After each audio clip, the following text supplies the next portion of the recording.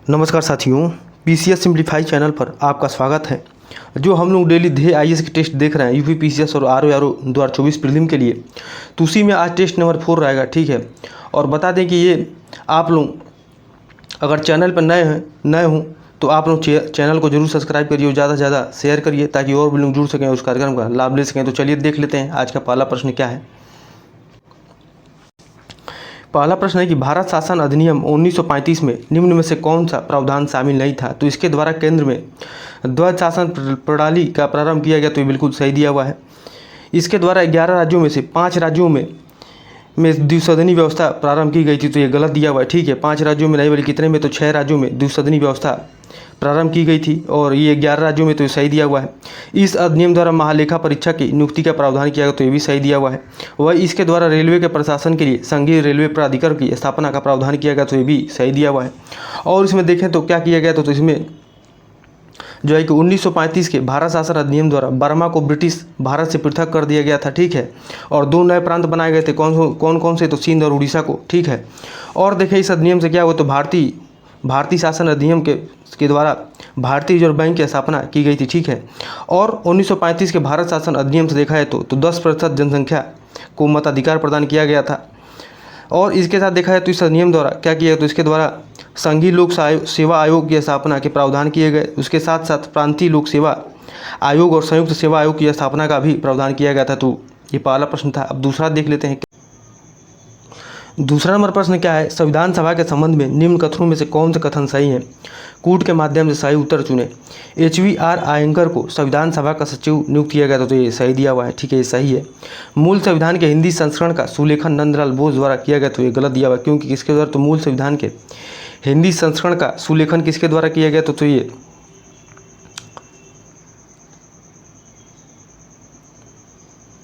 बसंत कृष्ण वैद द्वारा। किसके द्वारा, तो बसंत कृष्ण वैद के द्वारा किया गया था। बल्कि वही एल.एन. मुखर्जी को संविधान सभा का मुख्य प्रारूपकार नियुक्त किया गया, तो ये क्या है, ये सही दिया हुआ। ठीक है, और मूल प्रस्तावना को राम मनोहर सिंह द्वारा हस्तलिखित किया गया, तो ये गलत दिया हुआ। क्योंकि किसके द्वारा, तो मूल प्रस्तावना को तो ये कौन थे, तो प्रेम बिहारी रायजादा जी के द्वारा किया गया। तो इस प्रकार क्या हो जाएगा, इसमें कौन से सही हैं देख लेते हैं, कौन से इसमें सही हैं। तो 1 और 3 इसमें देखा है तो 1 और 3 इसमें सही है, और दूसरा और तीसरा क्या दिया है, दूसरा और चौथा क्या दिया, तो ये गलत दिया हुआ। ठीक है, तो इस प्रकार क्या हो जाएगा इसका आंसर देखें तो दूसरे का आपका डी हो जाएगा आंसर। दूसरे क्या हो जाएगा, डी हो जाएगा। अब आगे देख लेते हैं क्या है तीसरा नंबर प्रश्न। निम्न विशेषताओं पर विचार कीजिए। इसके चारों धुंधले वलय विद्यमान है। इसके वायुमंडल में मीथेन गैस है। इसकी मध्य रेखा अपने कक्ष के साथ 98 अंश का कोण बनाती है। यह एकमात्र ऐसा ग्रह है जो एक ध्रुव से दूसरे ध्रुव तक अपने प्रदक्षिणा कक्ष में लगातार सूर्य के सामने रहता है। तो ये किसके बारे में बात हो रही है यहाँ पे, तो देखें तो किसके बारे में बताया, तो ये अरुण के बारे में बताया जा रहा है। ठीक है, अरुण के बारे में बताया जा रहा है। अब आगे देख लेते हैं तो क्या हो जाएगा, इसका तीसरे का आंसर ए हो जाएगा। अब आगे देख लेते हैं क्या है दिया हुआ है। निम्न में से किसने भारतीय संविधान के बारे में कहा कि भारतीय संविधान भाषा और वस्तु दोनों ही तरह से 1935 का अधिनियम की नकल है। क्या दिया है, PR देशमुख द्वारा, बी दिया आइवर जेनिंग्स द्वारा, सी दिया N श्रीनिवासन द्वारा, डी दिया ग्रेन्यूले ऑस्टिन द्वारा। तो किसके द्वारा किया गया, तो N श्रीनिवासन द्वारा। क्या कहा गया, तो भारतीय संविधान भाषा और वस्तु दोनों ही तरह से 1935 के अधिनियम की नकल है। ठीक है, वही देखें तो आइवर जेनिंग्स ने क्या कहा, तो आइवर जेनिंग्स ने कहा था कि भारतीय संविधान भारत सरकार अधिनियम 1935 से सीधे निकलता है, जहाँ से वास्तव में क्या है, तो अधिकांश प्रावधानों के पाठ बिल्कुल उतार लिए गए हैं।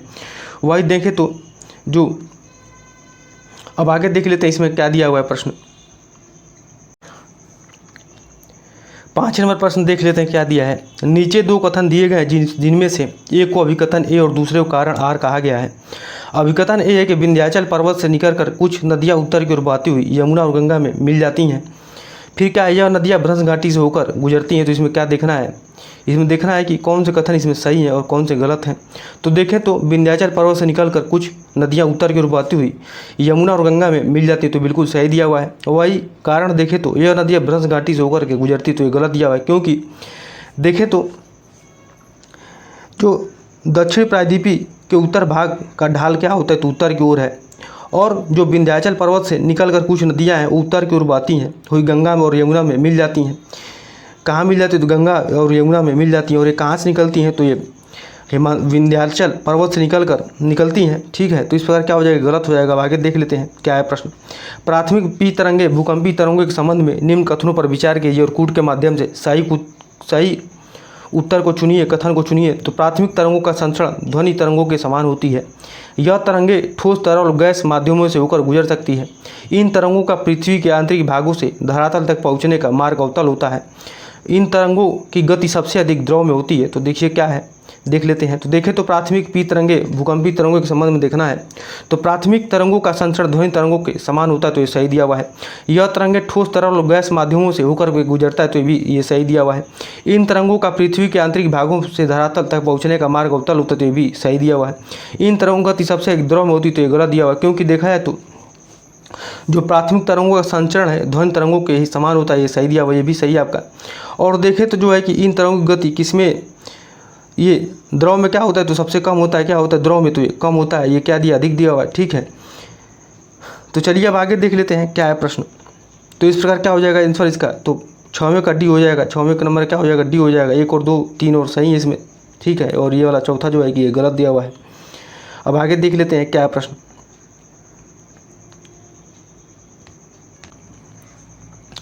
अब 7 नंबर प्रश्न है कि अब अफ्रीका महाद्वीप के कौन से देश लाल सागर के साथ सीमा बनाते हैं, कूट के माध्यम से सही उत्तर को चुनिए। तो मिस्र है, फिर सूडान है, इथोपिया है, जिबूती है, इरिट्रिया है। तो देखिए तो कौन सा देश अफ्रीका महाद्वीप के लाल सागर के साथ सीमा बनाते हैं, तो कौन कौन से देश हैं, तो देखें हम लोग देख लेते हैं। तो मिस्र है, उसके बाद से देखें तो सूडान है, फिर इरिट्रिया है, जिबूती है, इथोपिया बल्कि जो है कि सीमा नहीं लगाता है। तो कौन कौन से लगाते हैं, तो मिस्र हो गया, सूडान हो गया, जिबूती है, इरिट्रिया है, ठीक है। और कौन सा लगाता है, तो देखें तो कौन कौन से है, तो मिस्र हो गया, इरिट्रिया हो गया, सूडान हो गया, जिबूती हो गया, जो बल्कि इथोपिया नहीं लगा। तो इस प्रकार क्या हो जाएगा 1 2 4 5 क्या हो जाएगा 1 2 4 5। तो इसका आंसर क्या होगा 7वें का बी हो जाएगा, ठीक है। अब आगे देख लेते हैं क्या है प्रश्न। निम्नलिखित में से किस गवर्नर जनरल ने कहा था कि यदि कोई व्यक्ति गंगा नदी के मुहाने पर अंग्रेजी झंडे का अपमान करता है तो वह वैसा ही है जैसे ही कोई टेम्ज नदी के मुहाने पर अपमान करता है। तो ये लॉर्ड कॉर्नवालिस दिया है, बी लॉर्ड कर्जन दिया है, सी लॉर्ड डलहौजी दिया है, डी वारेन हेस्टिंग्स दिया है। तो कौन कहते, तो ये 8वां का क्या हो जाएगा इसका 8 नंबर का, तो लॉर्ड डलहौजी द्वारा ये कथन कहा गया था। तो आगे देख लेते हैं क्या है प्रश्न। आंग्ल नेपाल युद्ध के संबंध में निम्नलिखित कथनों पर विचार कीजिए। प्रथम आंग्ल नेपाल युद्ध के समय वारेन हेस्टिंग्स बंगाल का गवर्नर जनरल था। यह युद्ध 1816 की सुगौली की संधि के द्वारा समाप्त हुआ था। तो देखें तो इसमें आंग्ल नेपाल युद्ध के संबंध में जो दूसरा कथन है गलत दिया हुआ है। सॉरी, ये दूसरा कथन है क्या है, ये सही है, बल्कि वही प्रथम आंग्ल नेपाल युद्ध के समय वारेन हेस्टिंग्स बंगाल का गवर्नर जनरल, तो ये गलत दिया हुआ है। क्योंकि उस समय देखा है तो कौन था, तो ये लॉर्ड हेस्टिंग्स था। कौन था, तो लॉर्ड गवर्नर कौन था, तो उस समय बंगाल का गवर्नर कौन था, तो लॉर्ड हेस्टिंग्स था, ठीक है। वारेन हेस्टिंग्स नहीं था, कौन था, तो लॉर्ड हेस्टिंग्स था। तो इस प्रकार क्या हो जाएगा, गलत हो जाएगा। अब आगे देख लेते हैं क्या है प्रश्न। तो इसका आंसर क्या हो जाएगा, बी हो जाएगा इसका आंसर, ठीक है। 9 नंबर क्या हो जाएगा, बी हो जाएगा। अब आगे देख लेते हैं क्या दिया है। शिक्षा के संबंध में दिए गए निम्न कथनों पर विचार कीजिए और कूट के माध्यम से सही कथन को चुनिए। तो 1906 ईस्वी में बड़ौदा रियासत ने अपने यहाँ अनिवार्य प्राथमिक शिक्षा प्रारंभ की। सरकार ने फरवरी 1913 के प्रस्ताव में अनिवार्य शिक्षा के सिद्धांत को स्वीकार कर लिया। उड डिस्पैच में यह स्वीकार किया गया कि ग्राम स्तर पर देसी भाषाओं प्राथमिक पाठशालाएं स्थापित की जाए। 1856 ईस्वी में लोक शिक्षा विभाग की स्थापना की गई थी। किसका, तो 1865 ईस्वी में 1856 ईस्वी में लोक शिक्षा विभाग की स्थापना की गई। तो इसमें क्या देखना है, कौन कौन से इसमें कथन जो है कि सही है। तो देखो 1906 ईस्वी में बड़ौदा रियासत ने अपने यहाँ अनिवार्य प्राथमिक शिक्षा प्रारंभ कर दी थी, ये सही दिया हुआ है। सरकार ने फरवरी 1913 में के प्रस्ताव में अनिवार्य शिक्षा के सिद्धांत को स्वीकार कर लिया। तो ये देखें तो ये अनिवार्य जो है कि अनिवार्य शिक्षा के सिद्धांत कब आता है, तो अनिवार्य शिक्षा के सिद्धांत जो है कि 1913 के प्रस्ताव तो स्वीकार नहीं किया गया, ठीक है। इसको क्या कहते, तो स्वीकार नहीं किया गया था, ठीक है। और क्या दिया, उड डिस्पैच में यह स्वीकार किया गया था कि ग्राम स्तर पर देसी भाषाएं प्राथमिक पाठशालाएं स्थापित की गई। तो ये भी गलत दिया हुआ है। इस प्रकार क्या हो जाएगा आपका आंसर 1 और 3 हो जाएगा। क्या हो जाएगा इसका आंसर देखें तो 1 और 3 हो जाएगा। 10वां क्या हो जाएगा, डी हो जाएगा, ठीक है। क्या हो जाएगा, डी हो जाएगा, 10वें का डी हो जाएगा। 1 और 3 इसमें क्या है, ये क्या दिए हैं, तो 1 और 3 इसमें 1 और 3 इसमें सही है, बल्कि 2 और 4 इसमें क्या दिए हैं, तो 2 और 4 इसमें गलत दिए हुए, क्योंकि 1856 में नहीं बल्कि कब होता है, तो ये देखें तो लोक शिक्षा विभाग की स्थापना कब होता है? तो ये 1855 ईस्वी में होता है। कब होता है? 1855 ईस्वी में इसकी स्थापना होता है। अब आगे देख लेते हैं क्या है प्रश्न। थियोसोफिकल सोसाइटी के संबंध में निम्नलिखित में से कौन से कथन सही हैं? थियोसोफिकल सोसाइटी की स्थापना 1875 ईस्वी में न्यूयॉर्क में की गई थी। 1879 ईस्वी में थियोसोफिकल सोसाइटी का कार्यालय न्यूयॉर्क से मुंबई लाया गया। 1882 ईस्वी में थियोसोफिकल सोसाइटी का मुख्य कार्यालय मद्रास के समीप अड्यार में स्थापित किया गया था। थियोसोफिकल सोसाइटी पुनः जन्म तथा कर्म के सिद्धांत को स्वीकार करता। तो ये देखें तो चारों कथन इसमें सही दिए हो, तो 11 क्या हो जाएगा? 11 का आपका आंसर इसका ए हो जाएगा। 11 नंबर क्या हो जाएगा? ए हो जाएगा। आगे देख लेते हैं क्या है प्रश्न। निम्न में से किस राष्ट्रीय नेता ने कहा कि राजनीतिक स्वतंत्रता एक राष्ट्र का जीवन श्वास है? बिना राजनीतिक स्वतंत्रता के सामाजिक तथा शैक्षणिक सुधार, औद्योगिक प्रसार, एक जाति की नैतिक उन्नति इत्यादि की बात सोचना मूर्खता की चरम सीमा है। बिपिन चंद्र पाल ए दिया है, बी दिया है अरविंद घोष, सी दिया है महात्मा गांधी, डी क्या दिया है? तो लाला लाजपत राय। तो देखें किसने कहे, तो ये अरविंद घोष जी ने कहा है। तो क्या हो जाएगा आपका 12 नंबर का क्या हो जाएगा आंसर इसका? तो बी हो जाएगा। अब आगे देख लेते हैं क्या है प्रश्न। नीचे दिए गए कथनों में से कौन से कथन गांधी जी के संबंध में सही नहीं है? तो गांधी जी 1896 ईस्वी में कुर्लैंड जहाज से मुंबई से दक्षिण अफ्रीका के डरबन बंदरगाह पर पहुँचे। गांधी जी ने ग्रीन पैम्पलेट नामक एक पुस्तिका लिखी थी। 1906 ईस्वी में गांधी जी ने इंडियन ओपिनियन नामक दैनिक समाचार पत्र का प्रकाशन शुरू किया। मनसुख लाल नागर इंडियन ओपिनियन पत्र के अवैतनिक संपादक थे। तो इसमें क्या देखना है, इसमें कौन से कथन इसमें सही नहीं है? तो देखें तो गांधी जी 1896 ईस्वी में कुर्लैंड जहाज से मुंबई से दक्षिण अफ्रीका के डरबन बंदरगाह पर पहुंचे थे, ये सही है। गांधी जी ने ग्रीन पैम्पलेट नामक एक पुस्तिका लिखी थी, ये भी सही दिया हुआ है। 1906 ईस्वी में गांधी जी ने इंडियन ओपिनियन दैनिक समाचार पत्र का प्रकाशन शुरू किया। तो ये गलत दिया हुआ है, क्योंकि 1906 में नहीं बल्कि कब ये करते हैं, ये देखा है तो ये 1906 में तो करते हैं, लेकिन ये दैनिक समाचार पत्र नहीं थे। कैसा? तो ये साप्ताहिक प्रकाश पत्र था। ये साप्ताहिक पत्र का इसका प्रकाशन होता था। तो इस प्रकार ये क्या हो जाएगा? गलत हो जाएगा। और मनसुख लाल इंडियन ओपिनियन पत्र के अवैतनिक संपादक थे, तो ये सही दिया हुआ है। इस प्रकार क्या हो जाएगा? सी हो जाएगा। अब आगे देख लेते हैं क्या है प्रश्न। 14 नंबर प्रश्न है कि नीचे दो कथन दिए गए हैं, जिनमें से एक को अभिकथन ए और दूसरे को कारण आर कहा गया है। मुस्लिम लीग ने अगस्त प्रस्ताव को स्वीकार करने से मना कर दिया। इसमें एक युद्ध सलाहकार परिषद का गठन किए जाने का प्रस्ताव था। तो नीचे दिए गए कूट से सही उत्तर का चयन कीजिए। ठीक है, तो क्या दिया है? ये तथा आर दोनों सही है तथा आर ए की सही व्याख्या करता है। ए तथा आर दोनों सही हैं, किंतु आर ए की सही व्याख्या नहीं करता है। तो देखें तो इसमें मुस्लिम लीग ने अगस्त प्रस्ताव को स्वीकार करने से मना कर दिया। तो ये सही दिया हुआ है। वही कारण का इसमें एक युद्ध सलाहकार परिषद का गठन किए जाने का प्रस्ताव था। दोनों देखें तो इसमें सही है, और ये जो है कि व्याख्या नहीं करता है। तो देखें तो इसका आंसर क्या हो जाएगा इसका? तो 14 नंबर का बी हो जाएगा। 14 नंबर क्या हो जाएगा? बी हो जाएगा। देख लेते हैं क्यों। तो देखें तो भारत में जो तत्कालीन वायसराय कौन था? तो उस समय लॉर्ड लिथेंगो था। और उस समय क्या होता? द्वितीय विश्व युद्ध में कांग्रेस का सहयोग प्राप्त करने के उद्देश्य से कब आता है? तो 8 अगस्त 1940 को अगस्त प्रस्ताव प्रस्तुत किया जाता है। और इसमें एक प्रावधान ये लाया जाता है कि भारत का शासन किसी ऐसे समुदाय को नहीं सौंपा जाएगा जिसका विरोध भारत का कोई शक्तिशाली और प्रभावशाली वर्ग कर रहा हो। साथ ही इसमें एक युद्ध सलाहकार परिषद गठन किए जाने के बाद युद्ध के बाद एक क्या हो? तो प्रतिनिधि मुल्क संविधान निर्माती संस्था का गठन किए जाने तथा वर्तमान में वायसराय के कार्यकारी परिषद में भारतीय सदस्यों की संख्या बढ़ाई जाने का भी प्रावधान किया गया था। और मुस्लिम ने अगस्त प्रस्ताव को इसलिए ठुकरा दिया क्योंकि वह भारतीय विभाजन से कम कोई अन्य व्यवस्था स्वीकार करने के पक्ष में नहीं थी। तो इस प्रकार हम लोग देखें, आगे देख लेते हैं क्या है। अमेरिकी संविधान के संबंध में निम्न कथनों पर विचार कीजिए। तो अमेरिकी राष्ट्रपति और उनके सचिव अपने कार्यों के लिए कांग्रेस के प्रति उत्तरदायी होते हैं। अमेरिकी राष्ट्रपति प्रतिनिधि सभा कांग्रेस का निचला सदन को भंग नहीं कर सकता है। तो उपयुक्त कथनों में से कौन से इसमें सही है देखना है। तो देखें तो इसमें अमेरिकी राष्ट्रपति उनके सचिव अपने कार्यों के लिए कांग्रेस के प्रति उत्तरदायी होते हैं। तो ये गलत दिया हुआ है। ठीक है, ये गलत दिया हुआ है। और अमेरिकी राष्ट्रपति प्रतिनिधि सभा कांग्रेस का निचला सदन को भंग नहीं कर सकते। ये सही दिया होता है। इस पर क्या हो जाएगा? 15 का बी हो जाएगा आंसर इसका। 15 क्या हो जाएगा? बी हो जाएगा। ठीक है। और देखें तो अमेरिका क्या है? तो अमेरिका एक संघीय राज्य है। अमेरिका एक संघीय राज्य है और जहाँ राष्ट्रपति सरकार की अवधारणा है। यहाँ राष्ट्रपति देखें तो मुख्य वास्तविक कार्यकारी होते हैं, परंतु राष्ट्रपति उनके सचिव देखें तो अपने कार्यों के लिए कांग्रेस के प्रति क्या होते हैं? तो उत्तरदायी नहीं होते हैं और न उनके पास कांग्रेस की सदस्यता होती है। इस प्रकार राष्ट्रीय प्रतिनिधि सभा को भंग नहीं कर सकता है। ठीक है, तो गलत दिया हुआ था। तो अब 16 नंबर प्रश्न देख लेते हैं क्या दिया है। निम्नलिखित में से किस केस में सर्वोच्च न्यायालय ने निर्णय दिया कि अनुच्छेद 19(1) के तहत भाषण और व्यक्ति की स्वतंत्रता में विचारों के प्रचार की स्वतंत्रता शामिल है। तो ये दिया रोमेश थापर केस 1950, बी दिया A.K. गोपालन केस 1950, सी दिया चंपकम द्वैराजन केस 1991, शंकरी प्रसाद केस 1991, ये डी दिया है। तो देखें तो इसमें किस में कहा गया था कि अनुच्छेद 19(1) के तहत भाषण और व्यक्ति की स्वतंत्रता में विचारों के प्रचार की स्वतंत्रता शामिल। तो रोमेश थापर केस 1950 में। तो 16 क्या हो जाएगा, ये हो जाएगा। ठीक है, अब आगे देख लेते हैं क्या है प्रश्न। सूची 17 नंबर प्रश्न देखते हैं क्या दिया है। सूची 1 को सूची 2 से सुमिलित करे तथा नीचे दिए कूट की सहायता से सही उत्तर को चुने। तो एक और क्या दिए, एक और संविधान के भाग दिए, एक और प्रावधान दिए हैं। तो भाग 10 में क्या है देखें तो भाग 10 में अनुसूचित जाति और जनजाति क्षेत्र से संबंधित है। भाग 11 में क्या है, तो भाग 11 में आपका संघ और राज्यों के बीच संबंध है, तो बी का 3 हो जाएगा। भाग 12 में क्या है, तो भाग 12 में वित्त संपत्ति समुदाय और वाद है, तो भाग 12 में सी का 1 हो गया। भाग 13 में क्या है, तो भारत के राज्य क्षेत्र के भीतर वाणिज्य व्यापार समागम है। तो देखिए क्या हो जाएगा इसका आंसर। तो ए का आपका 2 हो गया, ए का 2 हो जाएगा, बी का 1 हो गया। ठीक है, बी का 1 हो जाएगा, ए का 2 और बी का क्या हो गया, बी का 3 हो गया, ए का 2 बी का 3 और सी का क्या हो जाएगा, तो सी का देखें तो सी का 1 हो गया और डी का 4 हो। इस प्रकार क्या हो जाएगा 17 नंबर का आंसर इसका। तो 17 का बी हो जाएगा, 17 क्या हो जाएगा, बी हो जाएगा आंसर।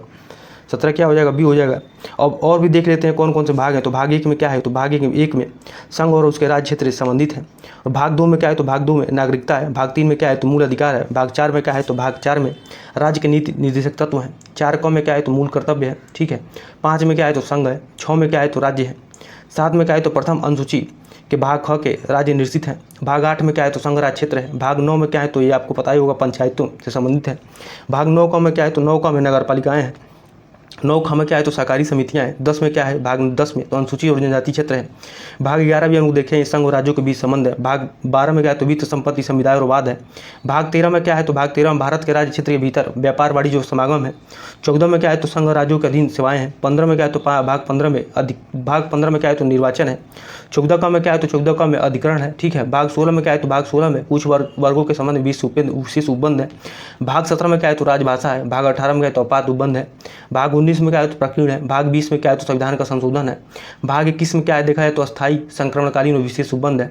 भाग 22 में क्या है, तो संक्षिप्त नाम प्रारंभ हिंदी में प्राधिकृत पाठ और निरसन है। इस प्रकार हम लोग देखिए। अब आगे देख लेते हैं। समय समय पर चुनाव सुधार तथा चुनाव में खर्चे से संबंधित अनेक समितियां गठित की गई। ठीक है, निम्न में से कौन समिति गैर सरकारी समिति। तो ये दिया है दिनेश गोस्वामी समिति, बी दिया JS वर्मा समिति, सी दिया इंद्रजीत गुप्ता समिति और डी दिया तारकुंडे समिति। देखें तो देखें इसमें गैर सरकारी समिति कौन सी थी, तो ये तारकुंडे समिति थी। इस प्रकार क्या हो जाएगा 18 का डी हो जाएगा। वही दिनेश गोस्वामी समिति देखें तो किसके लिए था, तो ये दिनेश गोस्वामी समिति आपका ये 1990 में बनता है। ये किसके लिए, तो चुनाव सुधार के लिए। वही इंद्रजीत गुप्ता समिति कब बनता है, तो 1998 में। किसके लिए, तो चुनाव खर्च सरकार द्वारा वहन करने पर सुझाव के लिए। वही JS वर्मा समिति 2013 में आपराधिक कानून में संशोधन पर विचार के लिए। ठीक है, अब आगे देख लेते हैं क्या है प्रश्न 19 नंबर। नीचे दिए गए निम्न कथनों पर विचार कीजिए। और क्या दिया है, अनुच्छेद 106(2) में कहा गया कि कोई भी सांसद संसद या उसकी किसी समिति में कही गई किसी भी बात या दिए गए वोट के संबंध में किसी भी अदालत में कार्रवाई के लिए उत्तरदायी नहीं होगा। अनुच्छेद 105 में क्या है 1 में, तो संसद सदस्यों के वेतन और भत्ते के संबंध में प्रावधान किया गया है। तो ए दिया है, A1 दिया है, B2 दिया है। तो इसमें क्या दिखना है, तो इसमें कूट के माध्यम से बताना है। तो इसमें क्या हो जाएगा देख लेते हैं। तो इसमें कौन से सही है, तो अनुच्छेद 106 में कहा गया है कि कोई भी सांसद संसद या उसकी किसी समिति में कहीं भी किसी भी बात या दिए गए वोट के संबंध में किसी भी अदालत में कार्रवाई के लिए उत्तरदायी नहीं होते। गलत दिया हुआ, क्योंकि किसमें कहा गया, तो ये 105(2) में कहा गया है, आर्टिकल 1052 में कहा गया है। ठीक है, और क्या दिया इसमें, अनुच्छेद 105(1) में संसद सदस्यों के वेतन और भत्ते के संबंध में प्रावधान किया गया, तो ये गलत दिया हुआ, क्योंकि किसके तहत कहा गया, तो ये 106 में कहा गया है। ऐसी बातें किसमें कहा गया, तो 106 में कहा गया, आर्टिकल 106 में कहा गया है। ठीक है, अब आगे देख लेते तो इस प्रकार क्या हो जाएगा, इसका आंसर देखें तो 19 नंबर का डी हो जाएगा आंसर इसका। 19 नंबर क्या हो जाएगा, डी हो जाएगा। ठीक है, अब आगे देख लेते हैं क्या है प्रश्न 20 नंबर प्रश्न। ये केंद्रीय सत्कर्ता आयोग के संबंध में निम्नलिखित में से कौन से कथन सही हैं। कूट के माध्यम से सही उत्तर चुनिए। यह एक बहुसदस्यीय संस्था है जिसमें एक केंद्रीय सत्कर्ता आयुक्त व दो या दो से अधिक सत्कर्ता आयुक्त होते हैं। इनकी नियुक्ति एक समिति द्वारा होती है जिसमें प्रधानमंत्री, लोकसभा में विपक्ष के नेता और केंद्रीय गृह मंत्री शामिल होते हैं। केंद्रीय सत्कर्ता आयुक्त तथा अन्य आयुक्तों को जब दुराचरण एवं अक्षमता के आधार पर उनके पद से हटाया जाता है तो इस स्थिति में राष्ट्रपति को इस विषय को उच्चतम न्यायालय को भेजना होता है। केंद्रीय सत्कर्ता आयुक्त के वेतन भत्ते व अन्य सेवा शर्तें संघ लोक सेवा आयोग के सदस्यों के समान होता है। तो इसमें क्या देखना है, इसमें कौन कौन से कथन इसमें सही हैं, कौन कौन से इसमें कथन सही है। तो देखें, यह एक बहुसदस्यीय संस्था है जिसमें एक केंद्रीय सत्कर्ता आयुक्त या दो से अधिक सत्कर्ता आयुक्त होते थे, गलत दिया हुआ है, ठीक है। और दूसरा इसमें क्या है, इसकी नियुक्ति एक समिति द्वारा होती है जिसमें प्रधानमंत्री और कौन होते हैं, तो प्रधानमंत्री, लोकसभा के विपक्ष के नेता और केंद्रीय गृह मंत्री शामिल होते हैं। तो ये सही दिया हुआ है। केंद्रीय सत्कर्ता आयुक्त तथा दोनों आयुक्तों को जब दुराचरण और क्षमता के आधार पर उनके पद से हटाया जाता है तो इस स्थिति में राष्ट्रपति को इस विषय को उच्चतम न्यायालय को भेजना होता है। तो ये भी सही दिया हुआ है। केंद्रीय सत्कर्ता आयुक्त के वेतन भत्ते व अन्य सेवाएं शर्तें संघ लोक सेवा आयोग के सदस्यों के समान है। तो गलत दिया हुआ है, ठीक है, गलत दिया हुआ है। इस पर क्या हो जाएगा, 2 और 3 में सही हो जाएंगे, 2 और 3 में सही हो जाएंगे। तो देख लेते हैं क्यों और केंद्रीय सत्कर्ता आयोग के बारे में जानते हैं। देखिए, केंद्रीय सत्कर्ता आयोग की स्थापना कब 1964 ईस्वी में एक प्रस्ताव के अंतर्गत होता है। और ये देखें तो ये बहुसदस्यीय संस्था है जिसमें एक केंद्रीय सत्कर्ता आयुक्त अध्यक्ष व 2 या 2 से कम सत्कर्ता आयुक्त होते हैं। और इनकी नियुक्ति कैसे होती है, तो इसमें इनकी नियुक्ति 3 सदस्यीय समिति की सिफारिश पर होती है। समिति के प्रमुख प्रधानमंत्री व अन्य सदस्य लोकसभा के विपक्ष के नेता व केंद्रीय गृह मंत्री होते हैं, ठीक है। और दुराचरण और अक्षमता के आधार पर भी पद से इनको हटाया जा सकता है और राष्ट्रपति को इस विषय को उच्चतम न्यायालय को भेजना होता है, ठीक है। केंद्रीय सत्कर्ता आयुक्त के वेतन व भत्ते देखा जाए तो अन्य सेवा शर्त लोक सेवा आयोग के अध्यक्ष के समान होते हैं और सत्कर्ता आयुक्त की संघ लोक सेवा आयोग के सदस्यों के समान होता है। इस प्रकार हम लोग देखें। अब आगे देख लेते हैं क्या है प्रश्न।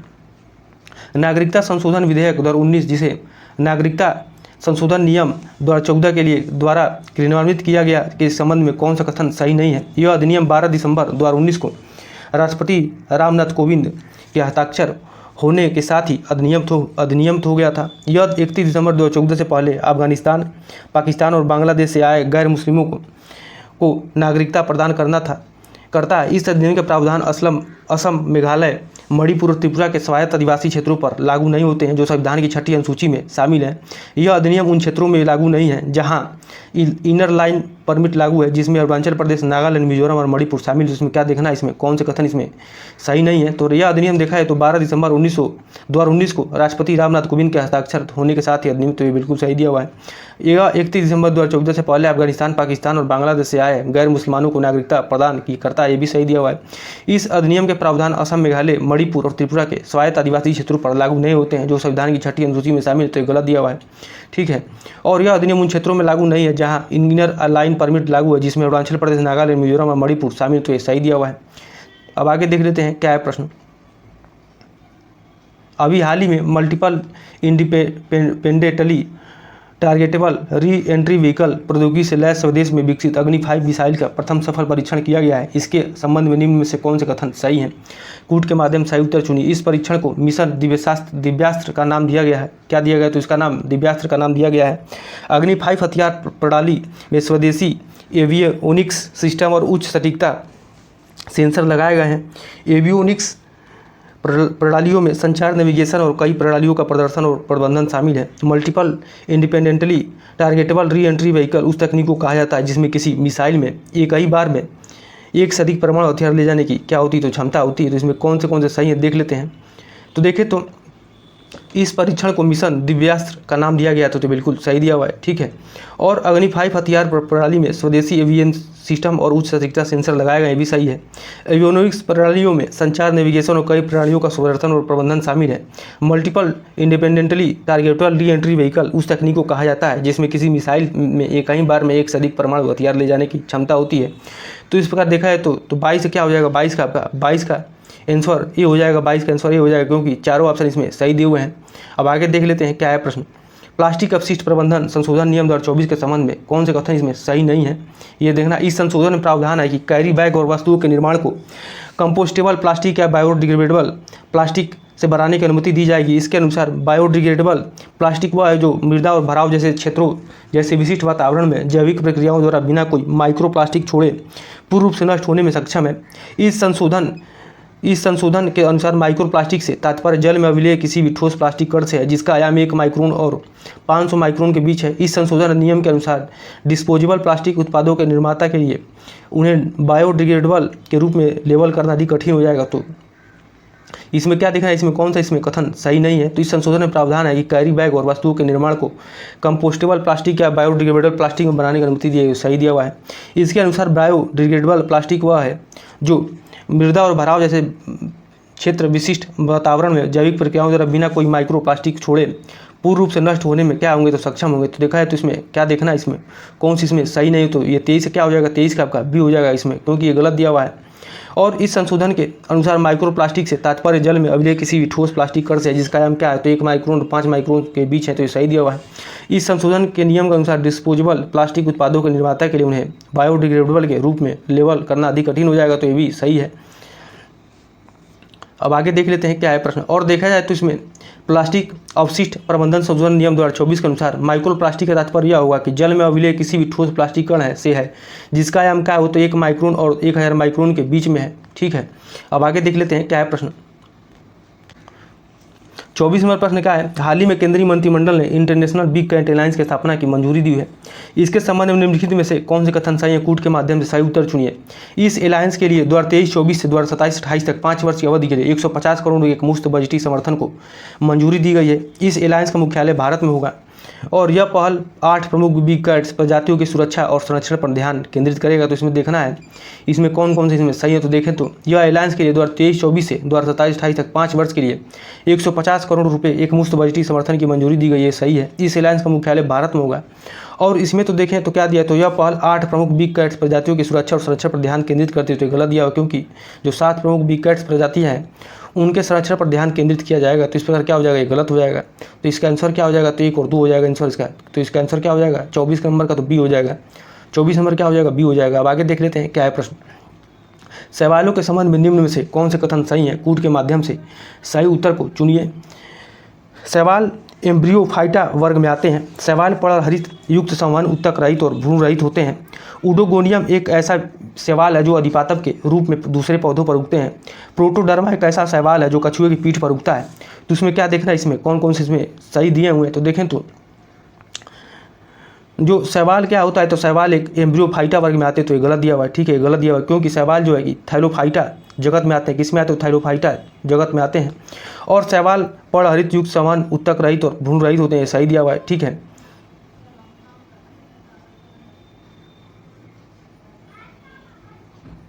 ये सही दिया हुआ है। उसके बाद से उडोगोनिया में एक ऐसा सवाल है जो अधिपातव के रूप में दूसरे पौधे पर उगते हैं, भी सही दिया हुआ है। प्रोटोडर्मा एक ऐसा सवाल है जो कछुए की पीठ पर उगता है, तो ये भी सही दिया हुआ है। ठीक है, इस प्रकार क्या हो जाएगा आपका आंसर, तो 1 3 क्या हो जाएगा इसका आंसर, तो 2 3 और 4 हो जाएगा इसका आंसर। तो क्या हो जाएगा इसका आंसर, 25 नंबर का सी हो जाएगा। 25 नंबर क्या हो जाएगा, सी हो जाएगा। अब आगे देख लेते हैं, निम्न कथनों पर विचार कीजिए। मानव अस्थियों का 38% भाग ओसिन नामक प्रोटीन से तथा 62% भाग अकार्बनिक लवणों का बना होता है। कंकाल ऊतकों में उपास्थि अर्थात कार्टिलेज अन्य संयोजी ऊतकों के समान भ्रूण की मियोडर्म से उत्पन्न होती हैं। तो इसमें क्या देखना है, इसमें कौन से कथन इसमें सही है, ये देखना है। तो देखो तो मानव अस्थियों का 38% भाग ओसिन नामक प्रोटीन से तथा 62% भाग अकार्बनिक लवणों का बना होता है, सही दिया हुआ है। और कंकाल ऊतकों में उपास्थि अर्थात कार्टिलेज अन्य संयोजी ऊतकों के समान भ्रूण की मियोडर्म से उत्पन्न होती है, तो ये भी सही। इस प्रकार क्या हो जाएगा 26 का 26 से क्या हो जाएगा, 26 नंबर का सी हो जाएगा। और देखें तो मानव का जो कंकाली ढांचा है एक विशेष प्रकार के किससे बनता है, तो एक विशेष प्रकार के संयोजी ऊतक से बना होता है जिसे कंकाल ऊतक कहते हैं। और कंकाल ऊतक 2 प्रकार का होता है, कौन कौन से, तो एक उपास्थि अर्थात कार्टिलेज और एक अस्थियां है। कार्टिलेज अन्य संयोजी ऊतकों के समान भ्रूण की किससे, तो मियोडर्म से उत्पन्न होता है। तथा अस्थियों का 38% भाग किससे, तो ओसिन नामक प्रोटीन से। वहीं 62% भाग किससे बनता है, तो कार्बनिक लवणों मुख्यतः कैल्शियम फास्फेट और मैग्नीशियम फास्फेट का बना होता है। ठीक है, अब आगे देख लेते हैं क्या है प्रश्न। अभी हाल ही में हांगकांग तथा सिंगापुर ने भारत के 2 मसाले ग्रुप MDH तथा एवरेस्ट के कुछ उत्पादों पर प्रतिबंध लगाया है। यह प्रतिबंध मसाले में किसकी मिलावट के कारण लगाया गया है। तो देखें तो किसके द्वारा लगाया गया है, किस कारण द्वारा लगाया गया है। तो ये तो क्या दिया, ए दिया एथिलीन ऑक्साइड, बी दिया एथिलीन फास्फाइड, सी दिया है एथिलीन हाइड्रोक्साइड, डी दिया है सोडियम नाइट्रेट। तो किसके द्वारा, तो देखें तो अभी किसके वजह से ये प्रतिबंध लगाया गया है, तो एथिलीन ऑक्साइड के द्वारा। तो साइज क्या हो जाएगा, ये हो जाएगा। ठीक है, अब आगे देख लेते हैं क्या है प्रश्न। मच्छरों के संबंध में निम्न कथनों पर विचार कीजिए। मच्छर की एडिज एल्बोपिक्स प्रजाति पित्त, ज्वर, डेंगू ज्वर तथा चिकनगुनिया रोगों का वाहक है। मच्छरों की क्यूलेक्स प्रजाति सेंट लुई इंसेफेलाइटिस तथा जापानी इंसेफेलाइटिस जैसे रोग का वाहक है। तो इसमें क्या देखना है, इसमें कौन सी इसमें सही है ये देखना है। तो क्या हो जाएगा, मच्छर के एडिज एल्वोपिक्टिस प्रजाति पित्त, ज्वर, डेंगू ज्वर तथा चिकनगुनिया रोग का वाहक है। तो सही दिया हुआ है। मच्छर क्यूलेक्स प्रजाति सेंट लुई इंसेफेलाइटिस तथा जापानी इंसेफेलाइटिस जैसे रोग का वाहक होता है। तो ये गलत दिया हुआ है, क्योंकि देखें तो इसमें किसके द्वारा होता है, तो ये